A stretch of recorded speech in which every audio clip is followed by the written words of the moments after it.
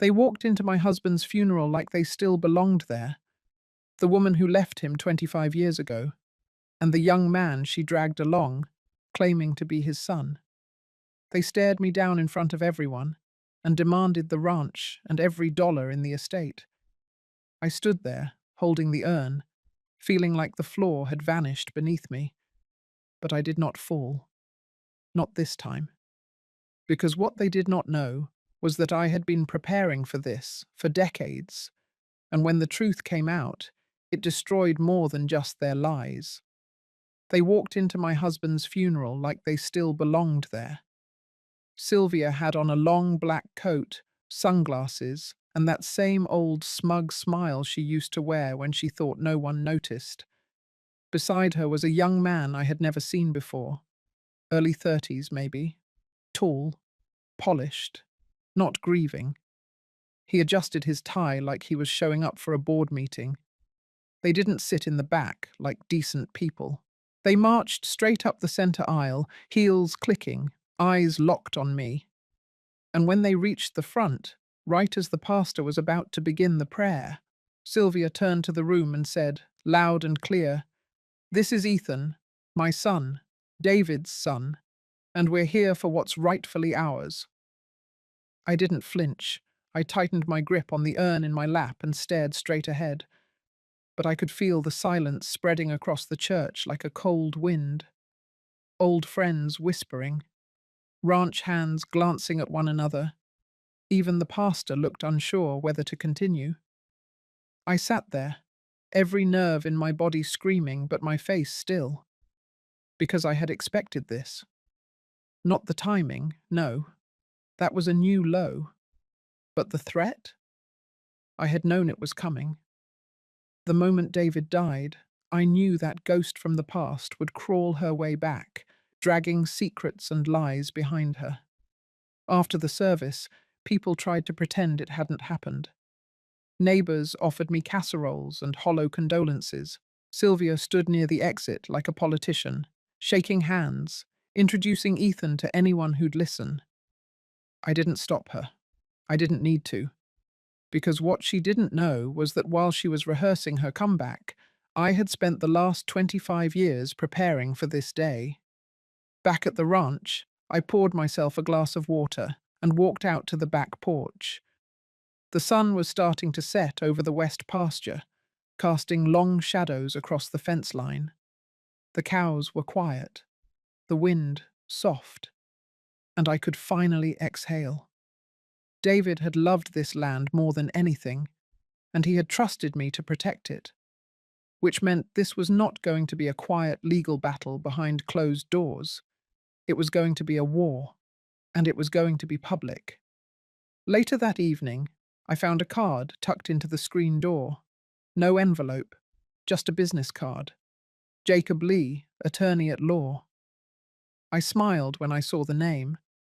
Jacob had worked for David once, fresh out of law school. Smart, sharp, a little green back then. But he had integrity. The note on the back was short. "Call me, I can help." The next morning, I did. Jacob met me at the kitchen table with a leather briefcase and a calm voice. He had already heard about the funeral stunt. Word travels fast in small towns. He didn't ask how I was holding up. He just opened the file and started reading. David's will, the deed to the ranch, the original divorce agreement with Sylvia. I watched him as he flipped through each page, making notes. Then he looked up and said, "There's no legal claim if what we have here is accurate, but that won't stop them from trying to create one."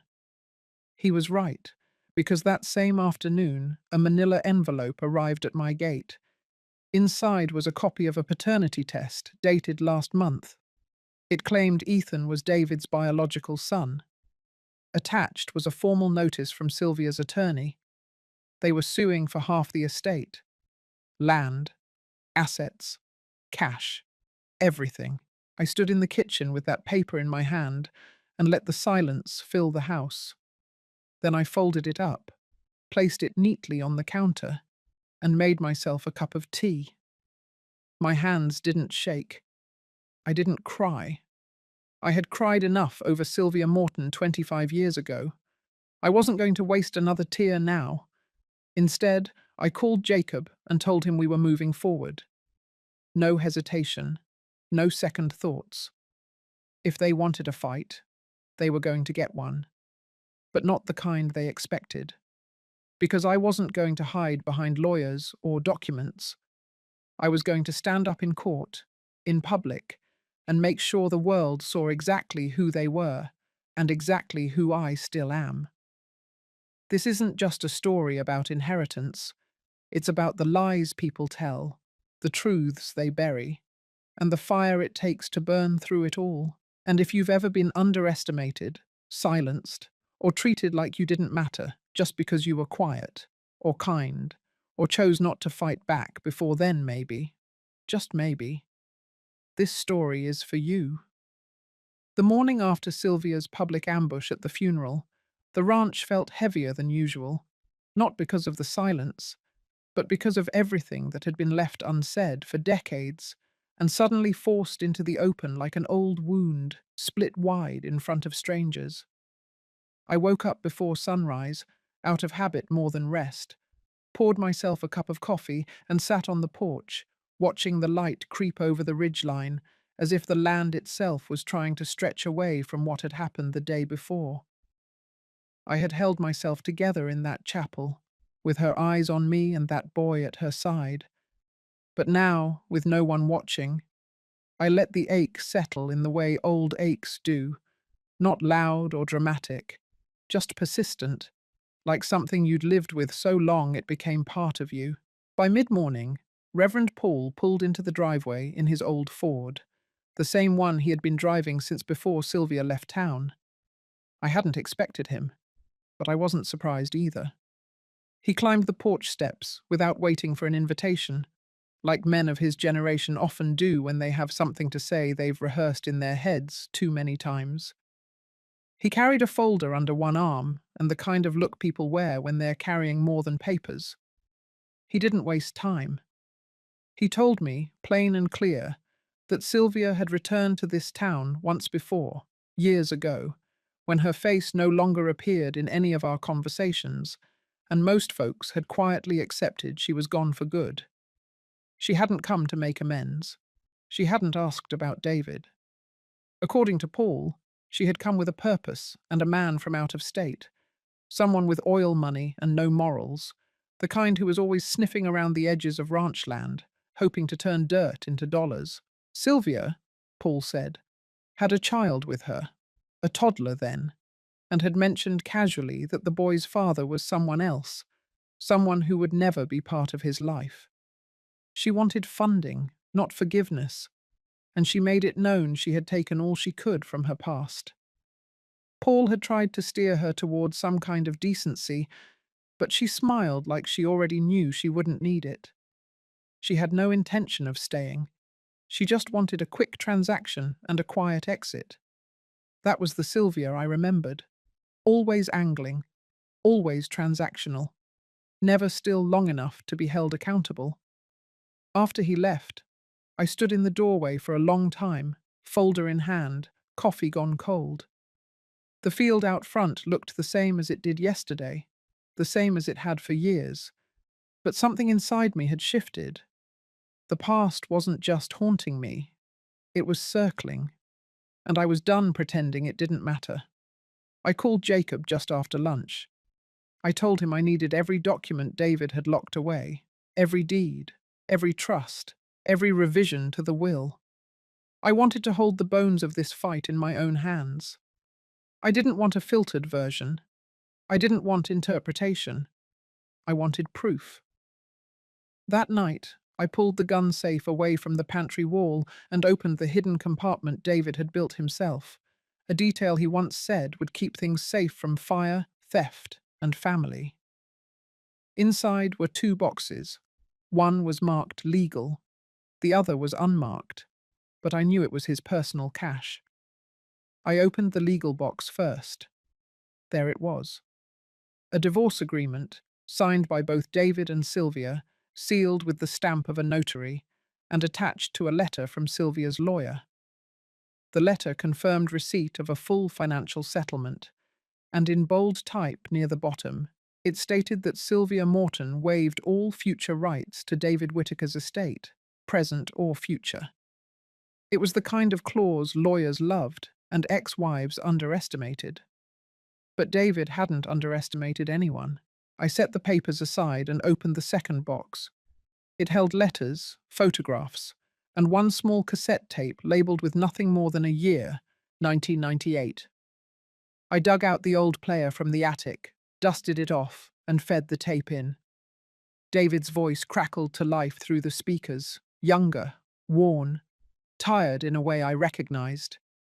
He explained that he was recording this in case Sylvia ever tried something. He laid it all out, how she left, how she never looked back, how she took money and swore the child wasn't his. Then he said something that reached across the years and landed straight in my chest. He said, "Lorraine doesn't know I'm recording this, but if she's the one hearing it, then I trust her to handle whatever comes. She's stronger than anyone gives her credit for." I let the tape run to the end before ejecting it. Then I sat at the kitchen table with both boxes and stared at the wood grain until my eyes burned. The fight wasn't theoretical anymore. It was personal, documented, real, and I wasn't going to let them rewrite it. I packed everything neatly, placed the tape on top, and drove to Jacob's house just after midnight. We laid out every paper on his dining room table, side by side, until the wood disappeared under a map of truth and preparation. Jacob read through each one slowly, no longer cautious, no longer skeptical. When he finished, he looked at me with the kind of quiet resolve I had hoped to see. He said we had the advantage, not just legally, morally, visibly, and that if we played this right, it wouldn't just be a win, it would be a message. I nodded. The past had knocked. Now it was my turn to answer. By the time the second sunrise came after the funeral, my world had already shifted more than it had in the last 2 decades. I wasn't mourning in the way people expected. I wasn't wearing all black, clutching tissues, or sitting in silence waiting for casseroles and polite phone calls. I was busy, focused, sharp in a way I hadn't felt since the year we almost lost the ranch to the drought and had to decide whether to sell off the breeding stock or refinance the grain contracts. Back then, David and I stood side by side and held the line together. Now I was standing alone, but the line was still mine to hold. I had just finished reviewing Jacob's draft affidavit when I heard tires on gravel outside. I wasn't expecting anyone, and I wasn't in the mood for neighborly check-ins or social niceties. But when I saw the familiar burgundy truck coming down the drive, I paused. It had been a while since I'd seen that particular hood ornament. Martha Alvarez didn't believe in calling ahead. Never had. She said if you had to ask permission to speak the truth, it wasn't truth worth speaking.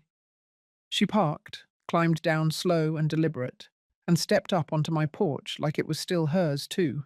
She had been here for every major storm, literal and otherwise, and she always showed up when the sky started to shift. I opened the screen door, and she nodded once, then walked straight into my kitchen like she had every right. She set a grocery bag on the counter. Inside were 2 mason jars of her pickled okra and a loaf of rye bread wrapped in wax paper.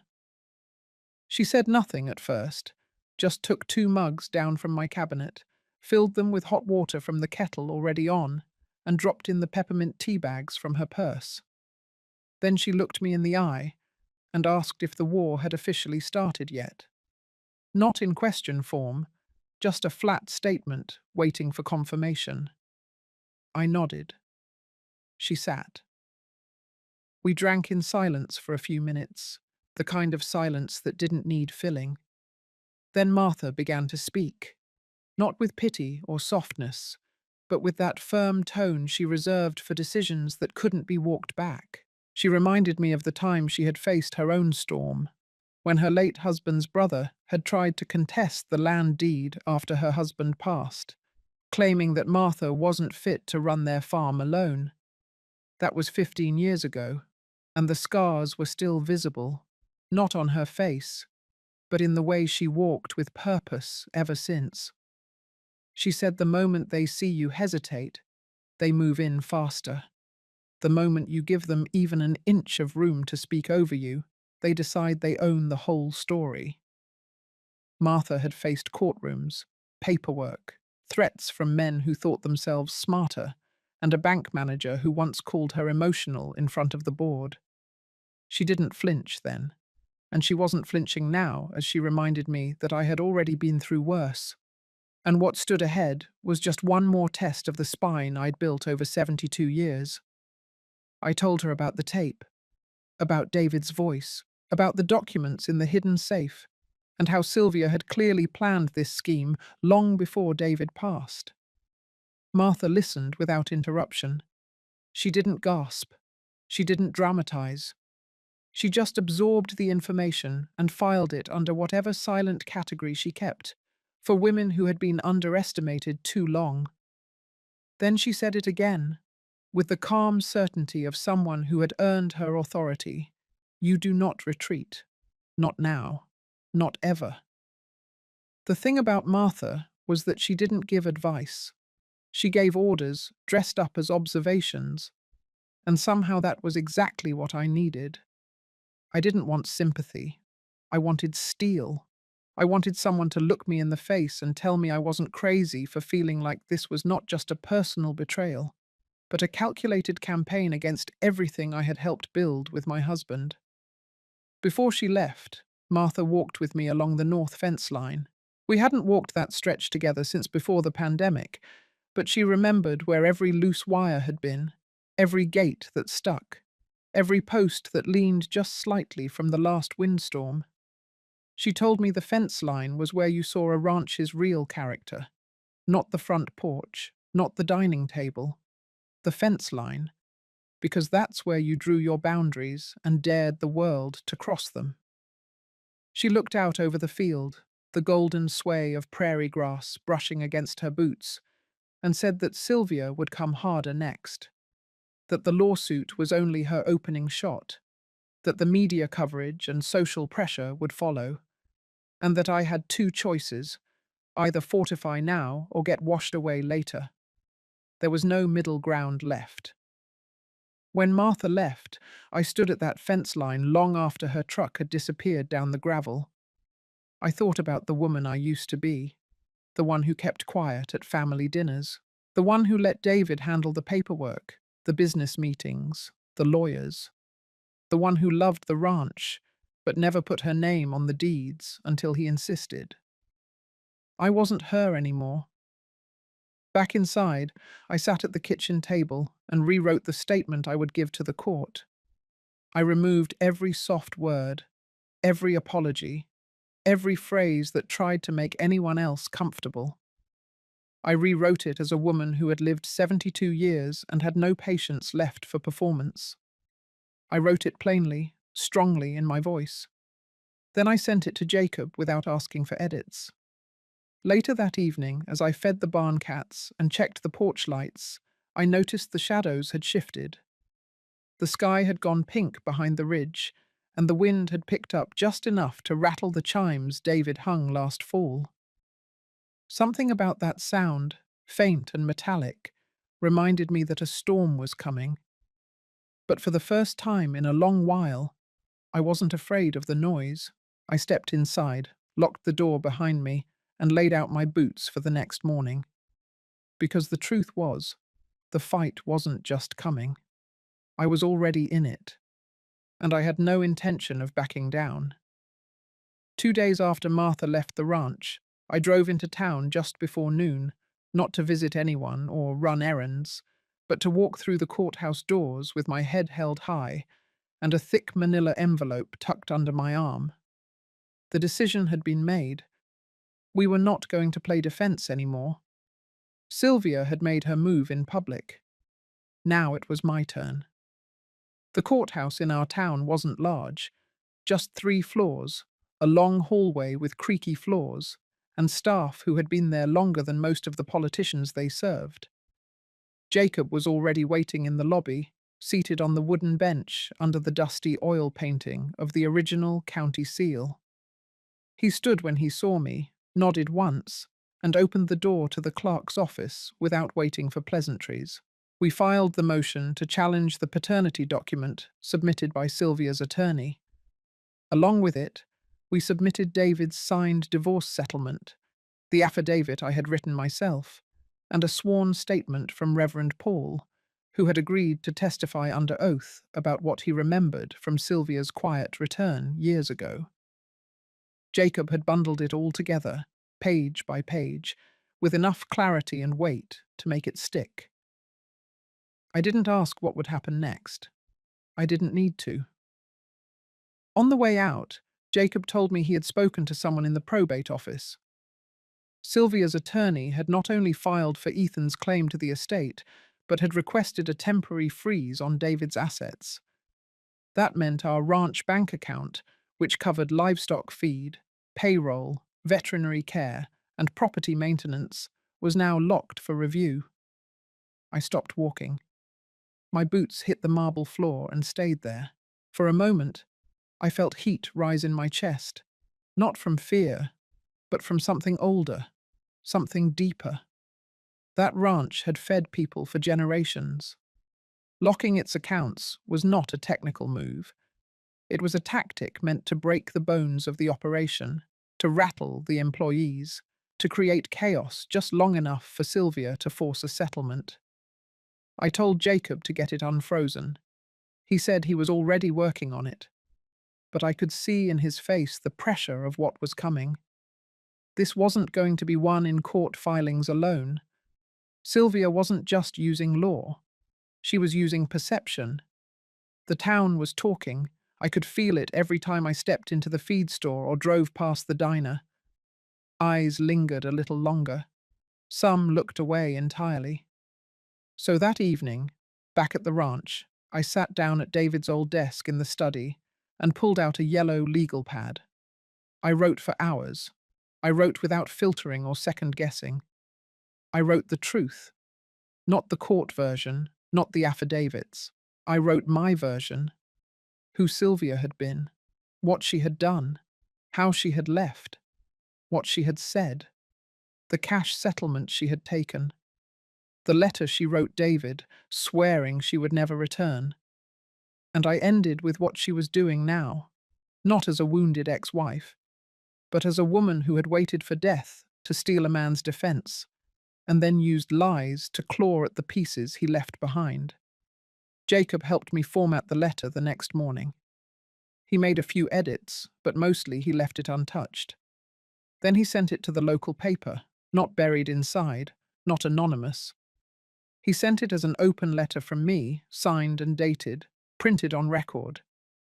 2 days later, it ran on the front page. The title was mine, A Widow's Truth. By noon, I had 3 phone calls, one from the sheriff, asking if I needed security, one from the local radio station requesting an interview, and one from Sylvia's attorney, calling Jacob to accuse us of character assassination. Jacob's reply was short. Truth is not defamation. It was the first time I heard steel in his voice. I was glad for it. The freeze on the ranch account was lifted the next afternoon. No apology from the probate judge. Just a signed order. But it was enough. Feed could be bought. Paychecks could be written. And the men who had worked our land for decades no longer had to guess whether they would be paid by Friday. I knew this wasn't the end of it. It was barely the beginning. But it was our first strike. Public. Precise. Unapologetic. 3 days later, I saw Sylvia for the first time since the funeral. She was leaving the post office as I pulled up. She wore a tailored coat and high boots, as if she was still walking the streets of another city, not the town she once abandoned. Her eyes met mine for only a second before she turned away and stepped into her car. But that second was enough. I saw it. That small flicker of hesitation. She knew we weren't backing down. The next morning, Ethan's name appeared in the newspaper's letters section, a reply to mine. He wrote that he had no intention of causing division, that he believed the law would reveal the truth, and he would abide by it. It sounded rehearsed, polished, a letter written by a lawyer, not a son. Still, it stirred something I wasn't expecting, a kind of hollow sorrow, not for him exactly, but for what he represented. The boy dragged into something older and darker than he understood.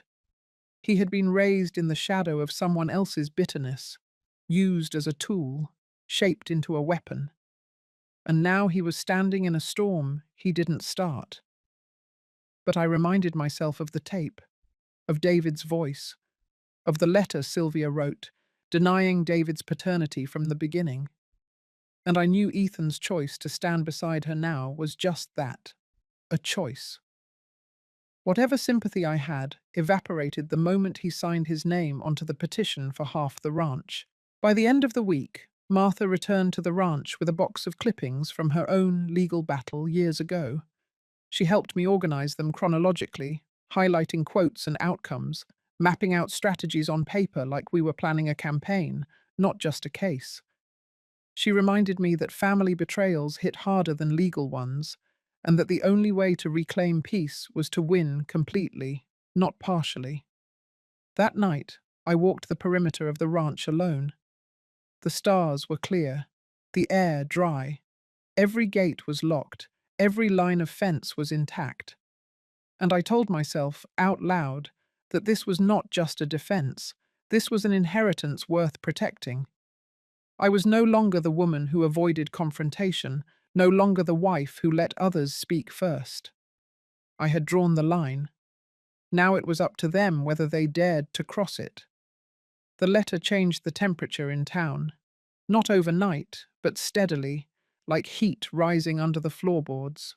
For a few days, people were quiet, keeping their opinions tucked behind polite nods and sidelong glances. Then, as expected, the other side answered. It began with an interview. The local news station in the next county over aired a primetime segment titled Legacy in Dispute.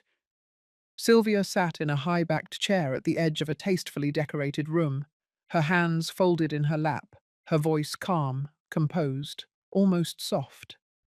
She spoke about love, about betrayal, about raising Ethan on her own, about sacrifice.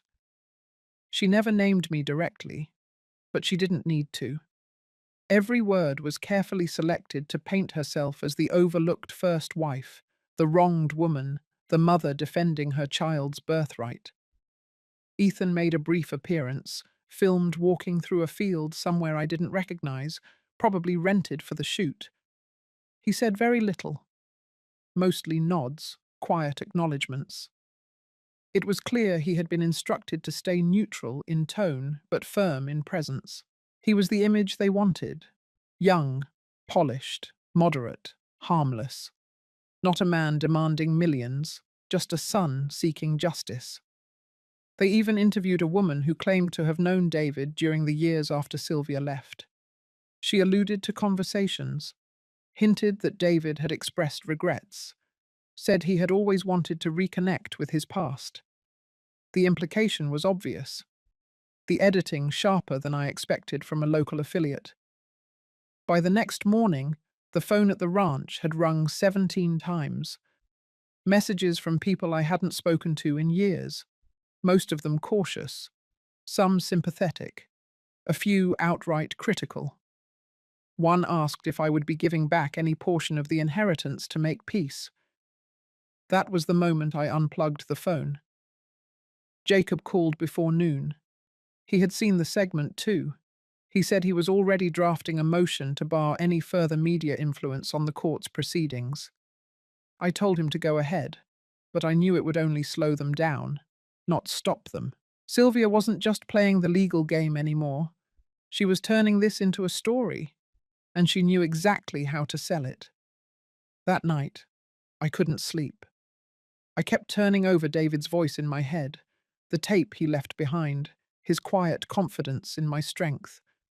Then I remembered something he once said to me after we lost a field to fire. He had stood there, staring at the blackened ground, and said, "Sometimes the wind doesn't change direction until it sees something that won't move." I wasn't going to move. The next morning, a letter arrived from Sylvia's legal team. Official. Typed. Delivered by courier. It accused me of defamation, demanded a public retraction, threatened a civil suit for damages, claimed the open letter I had published was false, malicious, and intended to sway public opinion unfairly. Jacob read the whole thing aloud at the kitchen table, then folded it and placed it neatly back into the envelope without a word. He didn't need to say anything. The absurdity was obvious. What wasn't absurd was the second letter tucked in the same delivery, a petition to reopen the probate hearing entirely. They wanted a new judge, cited media interference, claimed the current judge had been influenced by public narratives and couldn't remain impartial. This was no longer just a fight over inheritance. This was strategy, delay, disrupt, exhaust. Jacob spent the next 2 days filing responses. We met with the probate clerk, provided our own documentation proving the facts in the open letter. We requested the inclusion of David's taped statement in the case file, supported by a notarized transcript. Every move they made, we answered with 2 of our own. But I could feel it, the emotional toll setting in. Not fear, not regret. Something colder, fatigue. The kind that doesn't come from weakness, but from carrying weight for too long with no one to share it. That Friday, while walking the fence line behind the north barn, I found something strange. A drone. It was small, wedged between the base of 2 posts, its blade cracked. At first I thought it was a toy, maybe flown from one of the neighboring properties, but when I brought it inside, Jacob had someone check it. The drone had a camera. The footage, once recovered, showed multiple passes over the ranch. The gates, the paddocks, the main house. Someone had been watching. Jacob filed an injunction the next morning. He also contacted local law enforcement, not just for the drone, but for ongoing harassment. Unmarked cars had started passing by the ranch more frequently. A neighbor had seen someone photographing the mailbox from across the road. Sylvia's campaign wasn't just legal and media-based anymore. It had become invasive. I tightened the locks on the barn doors, installed motion lights on the back porch. I refused to be intimidated, but I wasn't foolish either.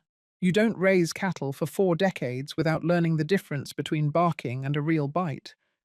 This wasn't just noise. This was escalation. Still, in the midst of it all, the ranch kept running.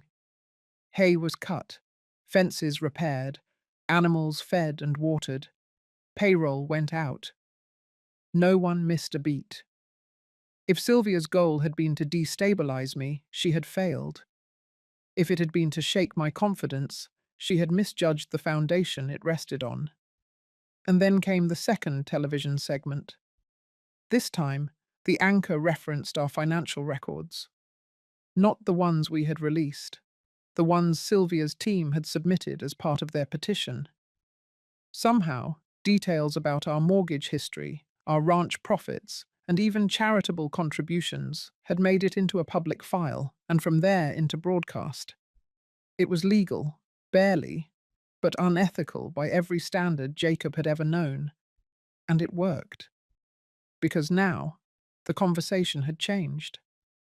No longer just a widow versus a first wife. Now it was about money, power, image. Martha returned that night, said nothing as I handed her the transcript of the broadcast.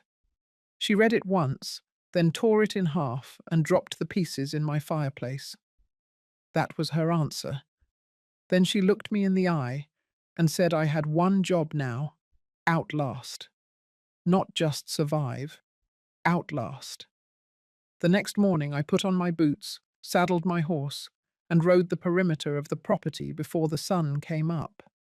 I needed to feel the land beneath me, hear the wind move through the cottonwoods, let the silence speak louder than any letter ever could. I was still here.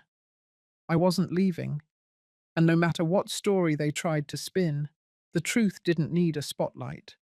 It just needed time to stand its ground.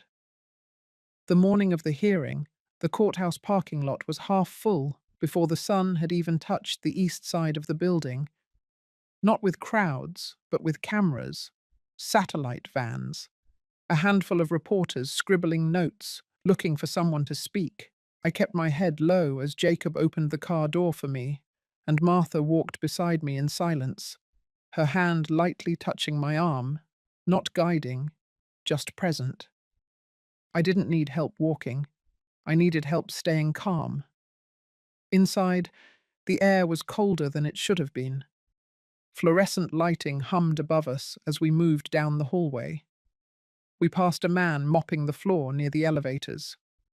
He paused, nodded once at me, then returned to his work. That single nod did more for my nerves than 100 words could have. A quiet acknowledgement that not everyone was buying into Sylvia's theatre. Courtroom 2B wasn't big. No marble, no grandeur, just long wooden benches and a modest bench up front where the judge would sit. I took my seat behind Jacob, next to Martha, her coat folded neatly over her lap.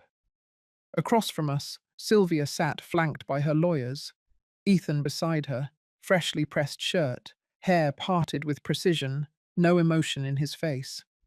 Just readiness. The judge entered promptly at 9. No theatrics, no robe flourishes. He adjusted his glasses, glanced at the file in front of him, and spoke without raising his voice. This wasn't television. This was real. Jacob opened with facts, calm, measured. He laid out the probate timeline, the details of David's will, the distribution of assets, and the notarized video statement David had recorded. He didn't appeal to emotion, he didn't speculate. He presented signatures, dates, bank transfers, letters from David's accountant. Then he submitted 2 sealed envelopes. The judge nodded, motioned for them to be logged as evidence. Sylvia's lawyer objected immediately, claimed the video should be inadmissible, citing potential coercion and mental incapacity. Claimed the sealed documents were an attempt to manipulate the court. The judge allowed the objection to be noted, but not sustained. He said he would review everything personally before issuing any ruling. Then came Sylvia's turn. Her lawyer stood and addressed the court with theatrical pacing. He framed Sylvia's absence from David's life as circumstantial, claimed her departure years ago had been misunderstood, spoke about struggle, about redemption, about a woman who had suffered in silence and now only sought fairness. He painted me as a gatekeeper of fortune, clinging to power that rightfully belonged to others. Ethan remained seated throughout. His expression never shifted. His hands never moved. But his eyes flicked toward mine once. Brief, almost unsure. Then back to the table. Their team submitted affidavits from people who allegedly knew David in the early years. None of them present in court. None of them cross-examined. Just paper. Typed words. Stories. No hard proof. But the presentation was slick. The strategy clear. Flood the room with suggestion. Make it feel like truth through repetition. Then the twist came. Sylvia's lawyer produced a recent DNA test, allegedly proving Ethan's paternity beyond dispute. It had been rushed through a private lab. The results printed and highlighted in yellow.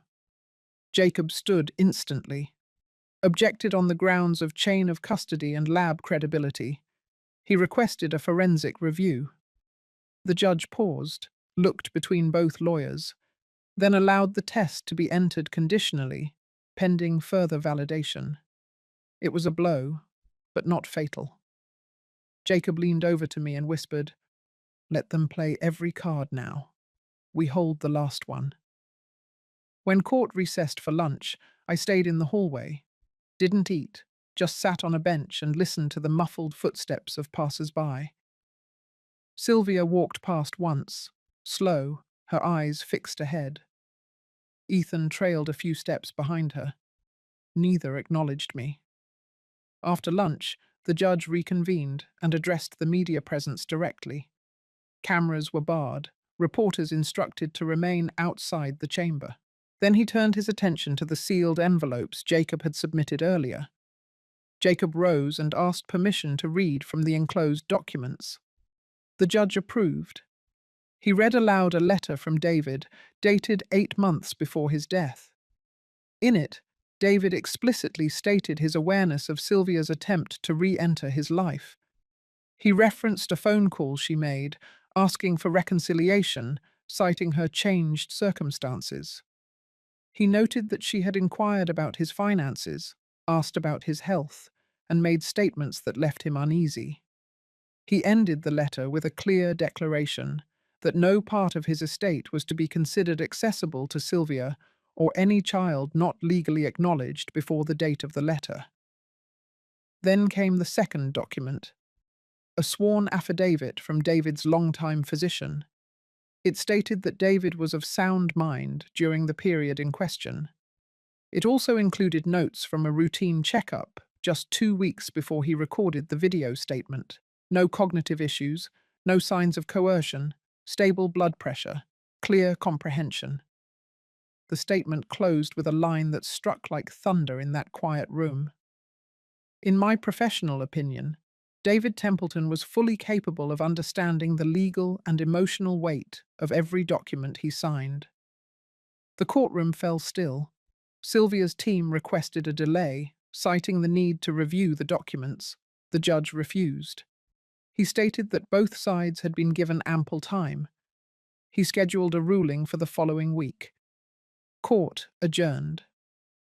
Outside, the air felt different, not lighter, not victorious, just clearer. The fog of uncertainty had thinned. We hadn't won yet, but the ground had shifted. On the ride home, Martha remained silent, her hands clasped in her lap. I looked out the window, past the passing trees and fences, and thought about David, about how he must have known this day would come, about how he'd tried to protect me, not with drama, but with documentation, with foresight, with trust. Back at the ranch, I changed into work clothes and walked the field alone. The wind moved slow, steady. I let it pass through me without resistance. Not because I was tired, but because I was ready. Let them come again. Let them scream louder. My answers wouldn't come in interviews or on stages. They would come, like David's did, in writing, in truth. And in the silence that followed once the storm ran out of thunder. The next morning, the ranch was quieter than usual. Even the wind seemed to hold its breath. I woke before the sun, sat with a cup of black coffee, and stared out across the frost-tipped fields. The hearing had cracked something open, not just in the courtroom, but in me. I could feel it in the stillness of the house, in the way Jacob had stood a little straighter when we left the courthouse, and in the way Martha had looked at me across the dinner table without saying a word. We all knew we were past the point of retreat. At 9 sharp, Jacob arrived with a thick leather binder under his arm. He wasn't in a suit this time, just jeans and a wool coat. Still, the weight of the day was with him. We met in the study, where David used to read the paper by the fire. Martha brought tea, then left the room without a word. She knew this wasn't a conversation for too many ears. Jacob opened the binder and began sorting documents across the coffee table, each page neatly tabbed, each section labelled in bold. There was a clarity in his movements, like someone who had been waiting for the right moment to strike. I sat across from him and waited. No rush, no pleasantries. He looked up, nodded once, and began. He started with what he called the firewall, a breakdown of the estate assets that had been transferred legally and irrevocably into trusts before David passed. The ranch, the machinery, the investments, all protected by clauses David had insisted on during his final months. Jacob had worked with a specialist to ensure that even a skilled legal team like Sylvia's would struggle to touch those without creating a very public scandal. Next came the trap. Jacob opened a new folder and handed me a copy of an email. It was between Sylvia and a man named Franklin Bauer. At first glance, it looked benign, a discussion about a potential estate claim. But Jacob had traced the man's address. He wasn't a lawyer. He wasn't even based in the country. He was a fixer, a man tied to offshore accounts and under-the-table arrangements. According to Jacob, Sylvia had contacted him 2 months before David died, asking about ways to freeze assets and stall probate using anonymous filings. The digital trail was incomplete, but it was enough. Enough for what? I asked. Jacob leaned forward, lowered his voice, and told me the plan. We weren't going to fight this in the courtroom anymore. We were going to fight it in public, quietly, deliberately, legally, but publicly. We would leak just enough of the truth to make Sylvia's story fall apart under its own weight. Jacob had lined up an investigative reporter with a small but credible local paper, not a tabloid, a community journal with a reputation for integrity.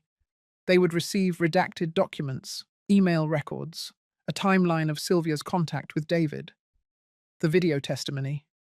Nothing sensationalized, just facts. Facts with teeth. And then came the final piece. Jacob pulled out a yellow envelope with my name written on it in David's handwriting. I hadn't seen that script since the last birthday card he'd left on the nightstand for me. My hands trembled a little as I opened it. Inside was a handwritten letter, dated 3 weeks before his heart attack. It wasn't legal. It wasn't binding. It was just him, speaking to me, explaining the fear he had carried about Sylvia's reappearance, his regret for ever trusting her once, his anger at the thought of her dragging a child into it, real or not, and then a final paragraph that stopped my breath. He had made a video, not the one the court had already seen, a second one, private, recorded 2 days after the first, left with a notary friend in town. A message just for Ethan. Jacob had already retrieved it. And in that message, David told Ethan he had once believed Sylvia's story, that he had been open to the possibility of reconciliation, but that after seeing the way she operated and the people she surrounded herself with, he no longer had any doubt that Ethan was part of a larger plan. David didn't say whether Ethan was truly his son. He said it didn't matter. He said trust was earned, not inherited. That family was more than a claim on a deed or a bank account. It was time, loyalty, truth. Jacob planned to release that video only if the final hearing went sideways. It was our insurance policy, one that would end Ethan's credibility without ever needing to take a test again. Not through scandal, through clarity. I sat back in my chair and closed my eyes for a moment. The silence settled again. It wasn't vengeance I felt. It was precision. We didn't need to scream. We just needed to stay steady. By afternoon, the plan was in motion. Jacob returned to town to coordinate with the reporter. Martha went to the post office with a sealed envelope for the notary, and I walked the perimeter of the ranch, just like David used to. I touched the gate where he'd once carved our initials. I ran my fingers along the barn door, and when I reached the edge of the fence, I looked out toward the road where Sylvia's car had once parked on a rainy morning 3 months ago. The first day of all this. They thought they could break me. That time and grief would make me careless. But grief had sharpened me. I wasn't just surviving anymore. I was leading. and by the time the court reconvened, it wouldn't be my name on trial. It would be theirs. The article came out on a Thursday morning, not with fanfare, not with headlines in bold caps, just a clean title across the top of a trusted local paper. Inheritance Dispute Clouds Longtime Ranch Legacy. Jacob had chosen the journalist carefully, and it showed. The writing was sharp, but careful. It told the story of a family torn apart by an unexpected inheritance, a mysterious claimant, and documents that seemed to contradict public statements. No accusations, just evidence.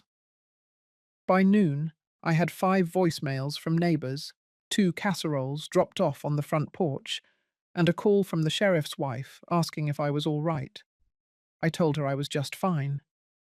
Sylvia, on the other hand, was not. By evening, word had spread beyond the valley. A regional news site picked up the story.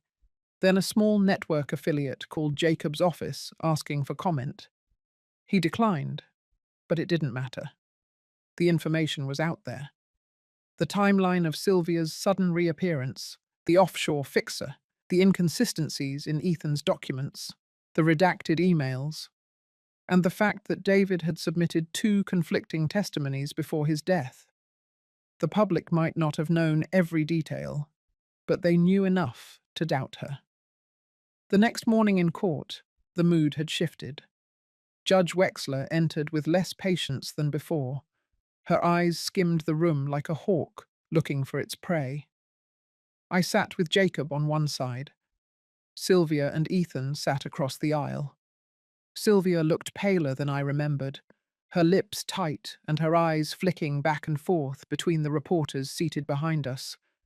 She knew. Ethan sat still, jaw clenched, fingers tapping rhythmically on his knee. The judge cleared her throat and spoke firmly. The public spectacle had not gone unnoticed. She addressed the court with a warning. The case would continue based on law, not media pressure. But her tone had changed. More clipped, less lenient. Jacob stood and made his final submissions. He laid out the trust structure, the clear legal transfers, the forensic analysis of the supposed signature from David on Ethan's acknowledgement papers. And then, with careful precision, he played the second video. The courtroom went still as David's face flickered onto the screen. The lighting was dimmer than the first, his voice softer, but his words were deliberate. He looked straight into the camera and spoke directly to Ethan. He said he wanted to believe, that he had opened his heart at first. But over time, too many pieces hadn't added up. He spoke of Sylvia's patterns, her manipulations, the way she used legal grey areas and emotional leverage. He didn't say Ethan was a liar. He simply said Ethan had allowed himself to be used. He ended with a line I'll never forget. "You may carry my blood, but you do not carry my name." The room sat in stunned silence.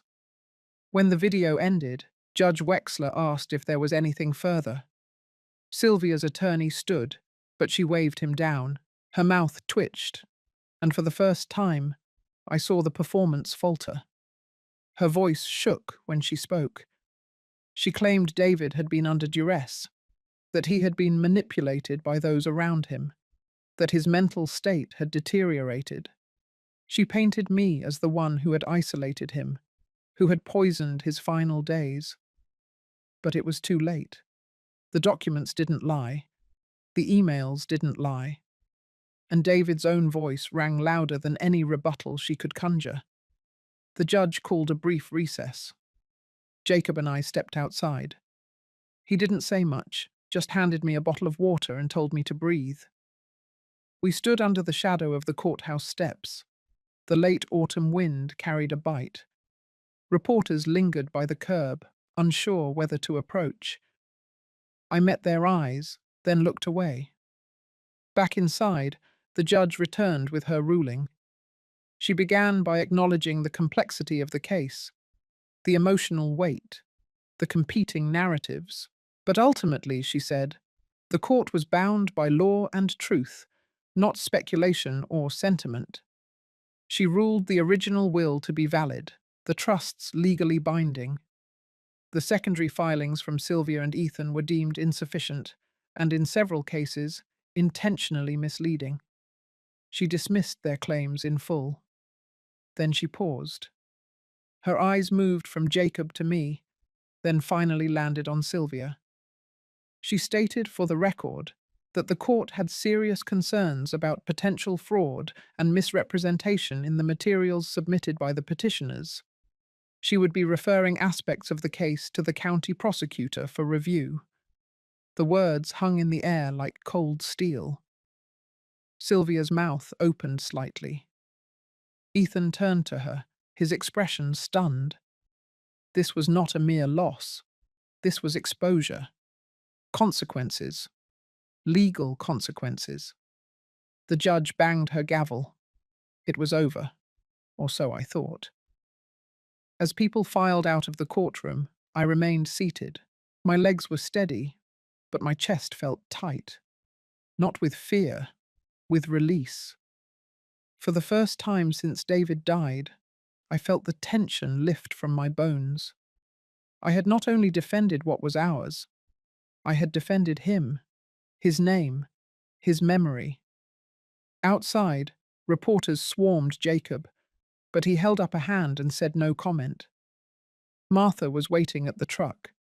She didn't speak, just nodded and opened the door for me. When we got home, the sky had started to darken.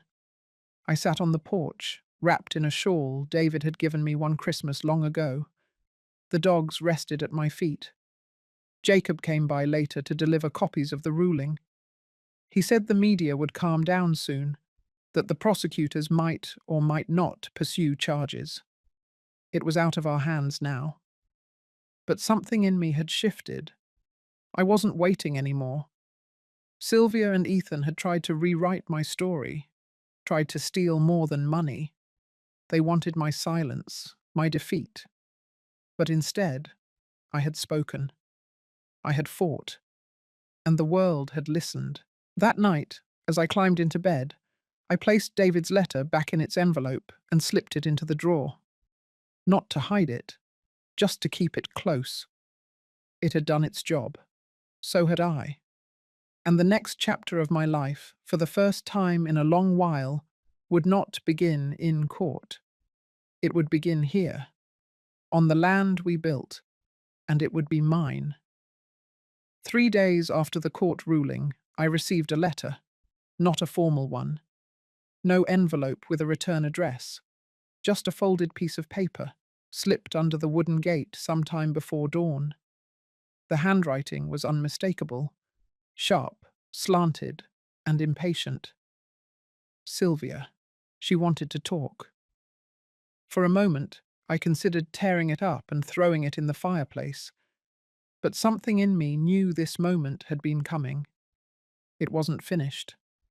Not until I looked her in the eyes and saw if there was anything left behind those lashes but calculation. I didn't call Jacob. I didn't tell Martha. I simply walked down to the old greenhouse at the back of the property where the wind didn't cut so sharply. I unlocked the door and waited. She arrived right before sunset. No makeup. A tan trench coat, wrinkled and too thin for the weather. Her steps were hesitant, but not fragile. She pushed the door open like she still owned space, like time hadn't carved the distance between us. We stood facing each other, the cold air heavy around us. The silence was brittle. She was the first to speak. "You always did like drama," she said. "A whole courtroom performance just to prove you won." I didn't respond. I waited. She scoffed, eyes scanning the cracked concrete floor and dusty glass panes overhead. "I came back because I thought we could make peace," she said. "You think I wanted any of this? The money? The land? I only wanted to be seen?" I took a step closer, steady. "You forged a signature. You submitted false documents. You sent your son to lie under oath. Her mouth tightened. You made yourself invisible. Not me. She looked up at me then, really looked, and there it was, not remorse, not shame, but rage cloaked in injury. Like the villain in her story was always someone else, never her. You think I had it easy, she said. You married him. You got the house, the respect, the name. I was pushed out from the moment I was born. He never let me in. He gave you everything he could, I said. But you never came back without a price tag. She took a shaky breath. Her voice lowered. I was drowning, and no one threw a rope. Not him, not you. So yes, I reached for what I could. That ranch should have been mine. You think raising Ethan alone was easy while you played wife of the year. I kept my eyes on her. You abandoned that boy, and then you came back only to use him. She flinched, just slightly. Then her voice sharpened. You think you're clean in all this, but you were always waiting, watching, keeping score. I don't keep score, I said. I bury the dead and protect the living. That's what David taught me. She looked away. I never got to say goodbye to him, she whispered. You shut me out. You did that yourself, I replied. Years ago. With every lie, every deal behind his back, every time you called only when you needed something. Silence again. She looked smaller now, not in stature but in presence, like the structure that had held her upright all this time had quietly collapsed. Her shoulders dropped, her breath uneven. So, what happens now? She said, her voice low. I paused. Then I spoke slowly. You leave this land. You leave my name. You leave this story behind. She blinked, lips parting slightly. And if I don't, she said. I stepped forward, gaze steady. Then I'll finish what I started. And this time, it won't end in court. It will end in silence. You will simply disappear, Sylvia. From this town, from this family, from history. Her expression faltered. For the first time, she looked afraid. Not of me, but of the emptiness that came with irrelevance, of being forgotten. I turned and walked to the greenhouse door. Before I opened it, I said one last thing. He never stopped loving you, you know, but he stopped trusting you, and you gave him no reason to change his mind. Then I stepped out into the wind and left her standing alone. That night, I didn't sleep, not because of fear, not even adrenaline, but something else. A strange calm mixed with a hollow ache, the kind that comes when the storm has passed, but the debris still litters the ground. Martha brewed tea at dawn.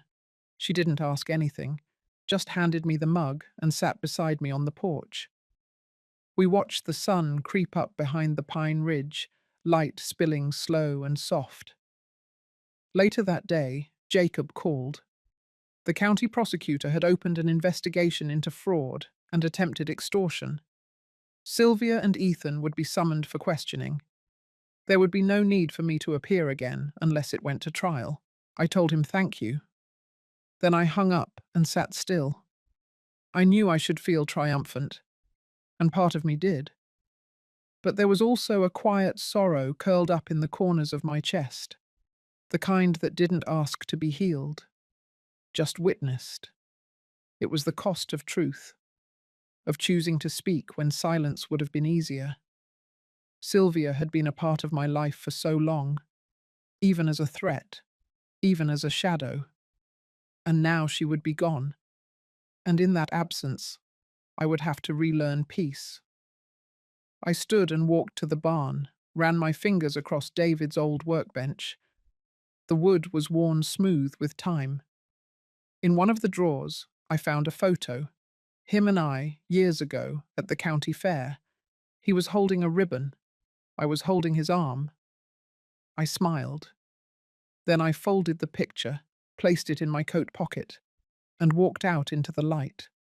A week after Sylvia's visit to the greenhouse, everything began to unravel. It started with a quiet call from Jacob. The prosecutor's office had moved forward. Official charges were filed.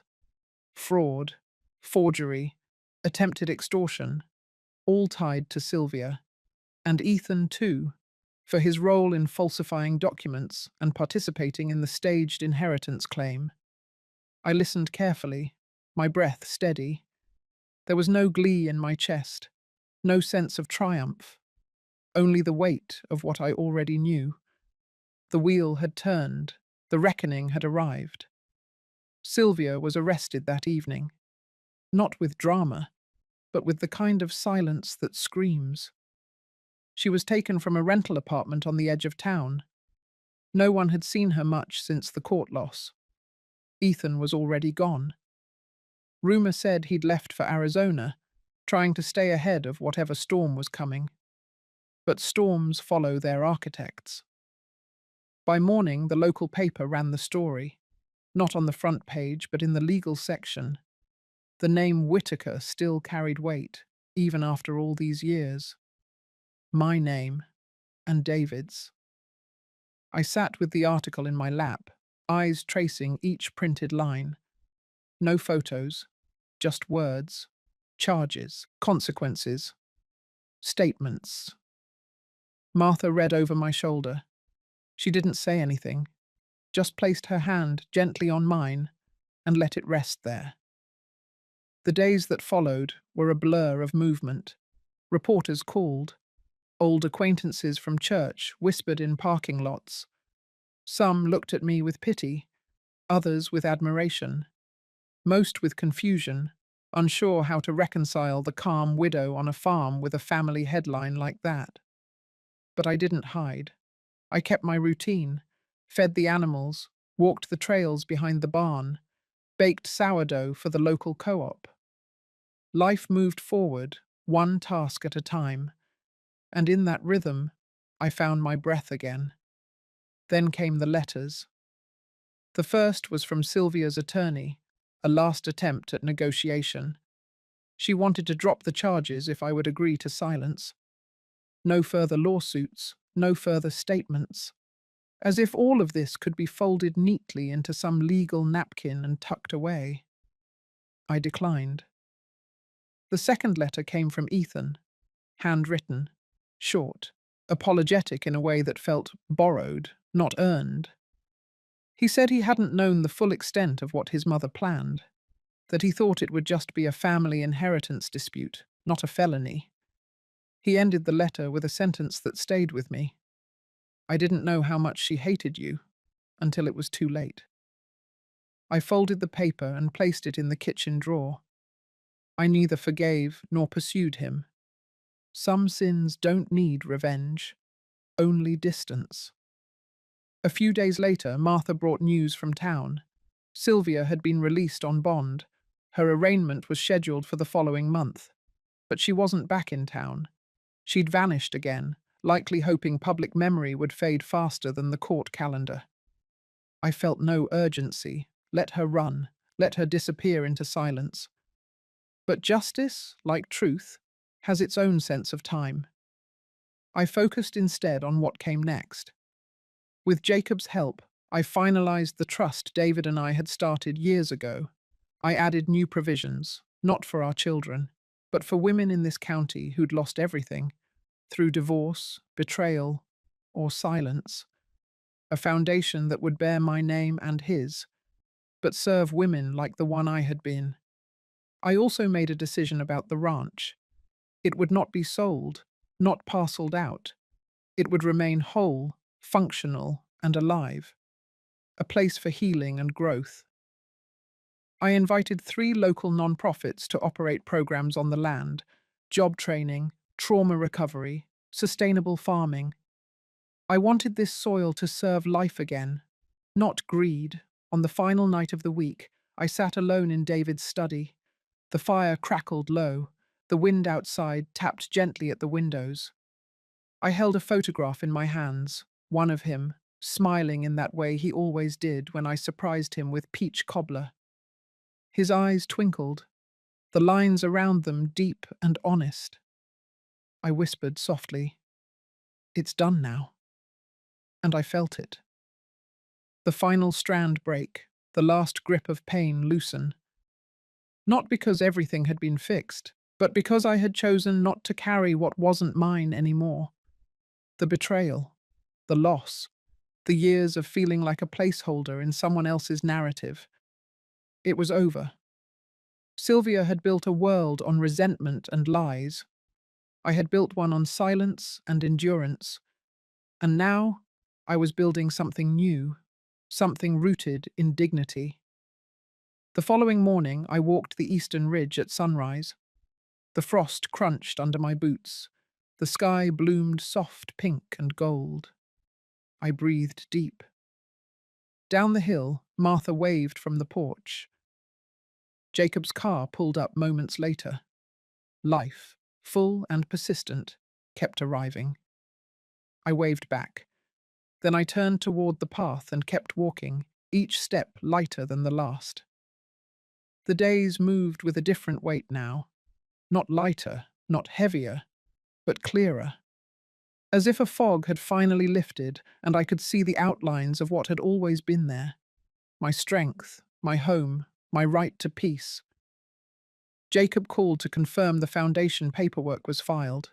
The trust was active. Grants would begin rolling out in the spring.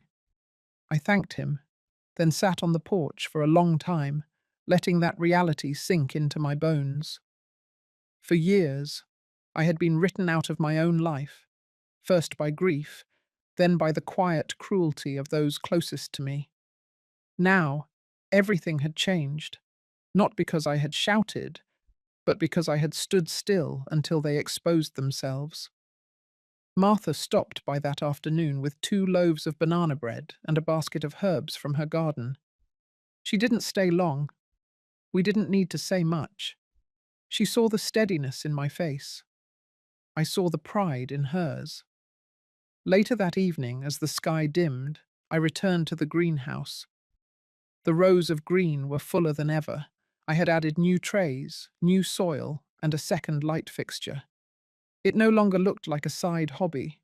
It looked like a choice, a declaration, something living I had made with my own hands. Each plant had its rhythm, its stubbornness, its fragility. In a way, they reminded me of women like me, those who endured and broke through. News from town drifted in over the days. Sylvia had skipped her second court date. A bench warrant was issued. No one had seen her since. Ethan's name came up in connection with another investigation in a nearby state. Identity fraud. Tax evasion. I didn't read every detail. Some things I didn't need to know anymore. I was no longer tethered to their choices. Instead, I spent time finishing a letter I had been working on. It was to David.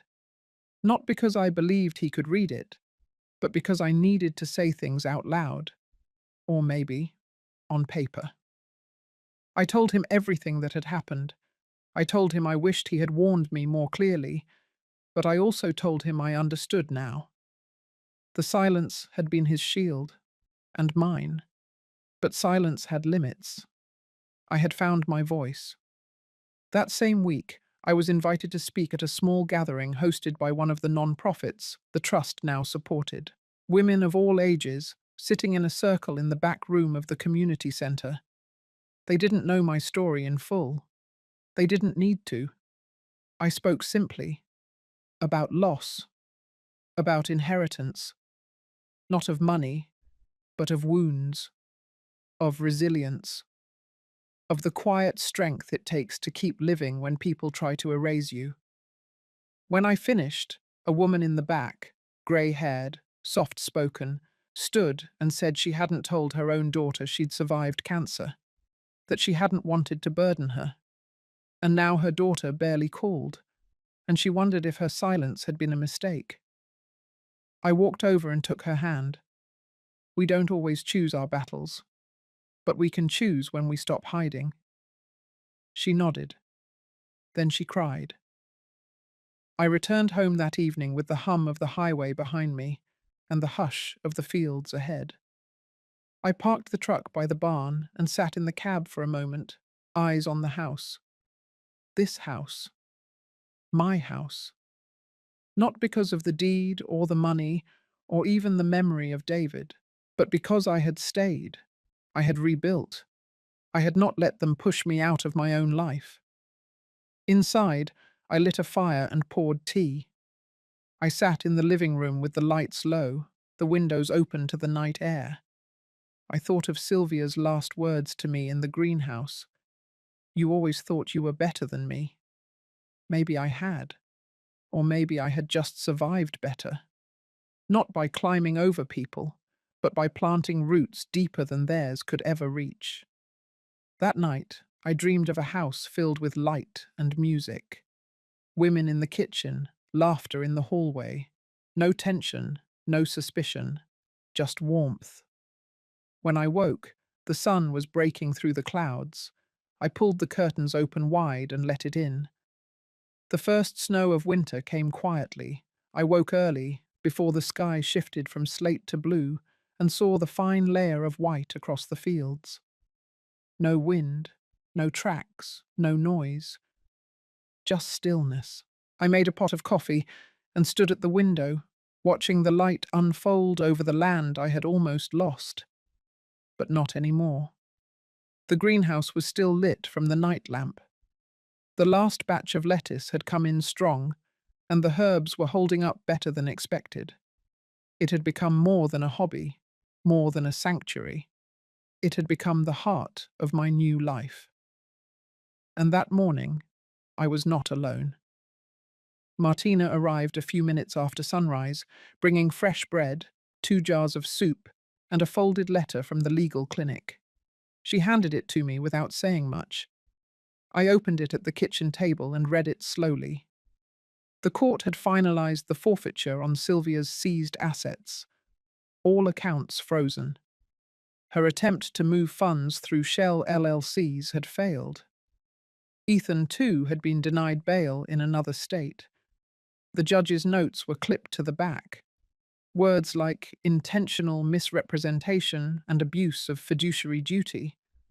A part of me had expected this outcome.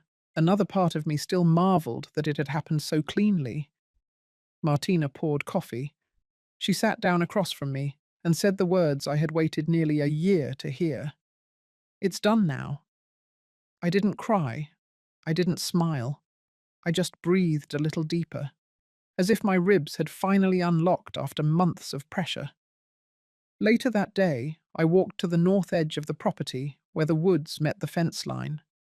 That used to be David's favorite spot. He would sit there with a thermos, watching the deer in the distance and the sun pour through the trees. I sat where he used to sit and pulled the final piece of my plan from my coat pocket. It was a copy of the land trust certification, signed, notarized, filed. The foundation had acquired an adjoining parcel, 30 acres of wetlands that would now be preserved, used for educational programs, and named in memory of my mother, who had taught me how to prune, how to trim, how to heal things with my hands. I felt a shift in the air then, not a gust of wind, but something inside me settling. The fight had been long, but I had not just survived it. I had outlasted it, and I had done so without turning into the thing I fought.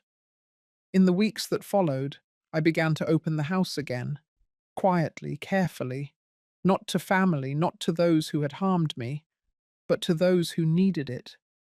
A single mother from town came to learn how to grow herbs. An older widow from the next county dropped by to volunteer. A teenager helped me build new frames for seed trays. I never announced it. I never made a sign. But somehow, word traveled, and what had been mine alone began to breathe with new life.